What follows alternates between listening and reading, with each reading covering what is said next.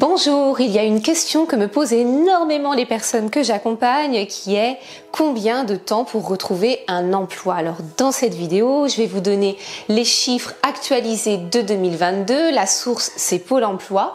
Actualisé parce que le marché a beaucoup évolué entre 2021 où on était encore dans la crise, 2022, un marché qui s'est amélioré, vous allez voir les chiffres sont plutôt encourageants, plutôt bons, c'est d'ailleurs la raison pour laquelle je pense que c'est un excellent moment pour vivre une transition professionnelle et chercher un emploi. Je vous ai fait d'ailleurs une vidéo spécifique là-dessus, n'hésitez pas à aller la voir. Je m'appelle Nolwenn Bernat-Chasselan, je suis coach carrière, j'accompagne depuis 15 ans des managers, des top managers et des dirigeants dans leur évolution de carrière. N'hésitez pas à télécharger le guide gratuit de l'entretien de manière à vous préparer, d'anticiper vos futurs entretiens de recrutement. Et puis, abonnez-vous à ma chaîne.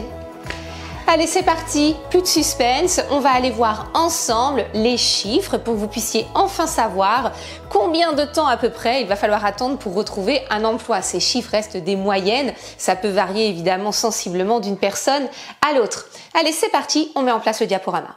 Combien de temps pour trouver un emploi début 2022? On va voir ensemble 4 analyses clés. Premier point, une tendance à la diminution de la durée début 2022, donc ça c'est une excellente nouvelle. Deuxième point, un pic de la diminution chez les demandeurs de plus de 50 ans, donc c'est une seconde excellente nouvelle. Troisième point, la fin de l'augmentation de cette durée pour les primo-demandeurs, les primos-entrants dans le marché du travail. Et puis quatrième point, on verra les transitions qui allongent ou qui raccourcissent cette durée de retour à l'emploi, notamment en parlant licenciement et démission. Allez, c'est parti pour le premier point.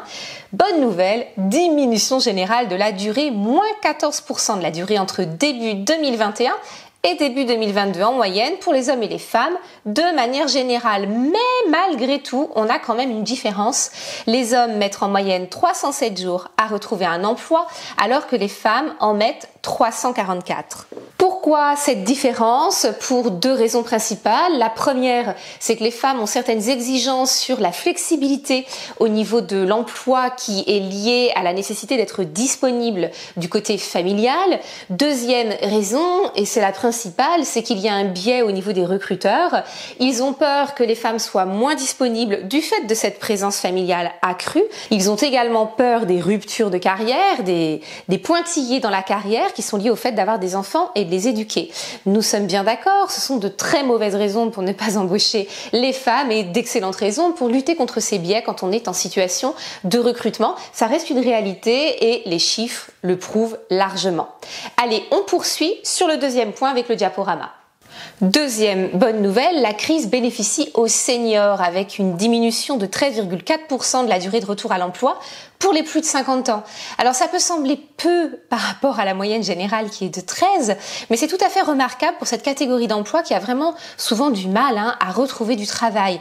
Il y a toujours une différence homme-femme, puisqu'on voit pour les femmes de plus de 50 ans, c'est jusqu'à 579 jours. Faites le calcul rapide, ça fait à peu près 1 an et demi. C'est tout de même très très long pour retrouver un emploi. Alors qu'est-ce qui fait qu'il y a une telle difficulté pour les plus de 50 ans, les seniors, à retrouver un emploi rapidement? Il y a plusieurs raisons. Une des raisons, c'est que à partir de 45-50 ans, on est quand même dans une période de sa carrière où on va chercher des postes avec plus de responsabilités, des postes à haute valeur ajoutée, et du coup, il y en a, c'est pyramidal, de moins en moins.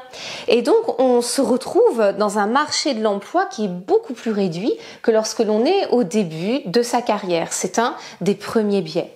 Le deuxième qui peut expliquer que ce soit si difficile, c'est que si le niveau d'exigence a augmenté. Lorsqu'on arrive à cette étape-là de sa carrière, on sait très exactement ce que l'on a envie de vivre, ce pourquoi on est fait et ce que l'on ne peut plus accepter. Donc, très légitimement, les personnes de plus de 45, plus de 50 ans, vont avoir un certain niveau d'exigence et également un certain niveau de prétention salariale, ce qui fait que certaines entreprises vont préférer repasser sur un profil junior, quitte à former cette personne, plutôt que de repartir sur un profil senior avec bien entendu un prix à l'entrée qui sera plus élevé en termes de salaire. Dernier point, et ça moi je le vois pas mal en tant que coach lorsque j'accompagne les personnes, c'est parce que très souvent les personnes qui cherchent un emploi vers 45-50 ans n'ont pas été confrontées à cette situation depuis très longtemps. temps et du coup n'ont pas de méthode, ne savent pas comment faire. En plus, les techniques de recherche d'emploi ont énormément évolué ces 10 dernières années, donc ils ne sont plus du tout adaptés à cet environnement pour rechercher du travail. Ils mettent du temps à trouver leur marque, à se repositionner et bien entendu, ça ralentit le retour à l'emploi. Fin de l'augmentation de la durée pour les primo-entrants dans le marché du travail. Début 2021, il y avait eu une hausse de 4% de la durée d'atteinte d'entrée dans le marché du travail pour les jeunes qui déjà avaient fini leurs études dans des conditions déplorables à cause de la crise Covid et qui en plus voyaient rallonger l'arrivée dans le marché de l'emploi. Ça a été très dur à vivre. 2022, tout début d'année, enfin fin du trimestre 2021 et donc début 2022, moins 11,4% diminution de la durée de la première embauche. Donc l'embauche repart pour les primo-demandeurs. C'est une excellente nouvelle. Et puis surtout, rappelons à nos plus jeunes que même s'ils trouvent ça long d'entrer sur le marché du travail, ils ne mettent que, entre guillemets, 175 jours pour retrouver un travail, ce qui est vraiment largement inférieur à l'ensemble des autres catégories. Alors après, c'est normal, quand on est jeune, on est pressé, on a hâte de commencer sa carrière et donc le ressenti de ces 175 jours est décuplé évidemment. Les raisons de la transition ont également un impact sur la durée de retour à l'emploi. Les personnes qui ont subi un licenciement ont une durée de retour à l'emploi en moyenne de 593 jours. C'est extrêmement élevé. C'est tout simplement et bien malheureusement parce que c'est aussi la durée pour pouvoir encaisser ce qui leur est arrivé. C'est douloureux de vivre un licenciement, c'est bouleversant et donc ça suppose quand même toute une étape pour pouvoir encaisser tout ça, faire la transition avec le passé et puis reconstruire un projet professionnel parce que lorsqu'on a été licencié, on n'avait pas forcément anticipé une évolution, on n'avait pas forcément une aspiration particulière pour une évolution professionnelle. Donc il faut tout le temps de reconstruire ce parcours-là, ce qui peut expliquer qu'il y ait bien entendu un rallongement de la durée du retour à l'emploi. Inversement, pour la démission, on s'est rendu compte qu'il y avait une diminution de la durée du retour à l'emploi. Mais là, par contre, il y a vraiment beaucoup de biais. Déjà parce que jusqu'ici, les démissionnaires n'étaient pas indemnisés par Pôle emploi, ce qui fait que nombre de personnes qui démissionnent ont déjà en fait un autre emploi en vue et donc vont très rapidement passer sur ce nouvel emploi, ce qui crée une forte diminution statistique sur la durée de retour à l'emploi.